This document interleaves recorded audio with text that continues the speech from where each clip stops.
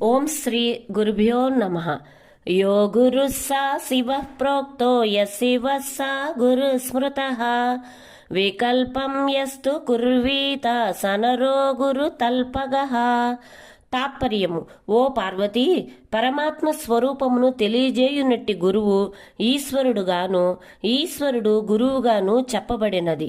ఇందుని విషయమై సంశయ మనస్సు గల మనుజుడు గురు భార్యను పొందిన దోషము గలవాడు అగుచున్నాడు. దుర్లభం తిషు లోకేషు తృణుష్వ వదామ్యహం గురు బ్రహ్మ వినానాన్య సత్యం సత్యం వరాననే. తాత్పర్యము: ఓ పార్వతి, 3 లోకముల యందును పొందుట కలవి కాని దానిని చెప్పుదును వినుము.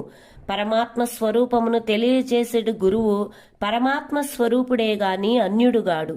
ఇది సత్యము సత్యము సత్యము. జై గురుదేవ.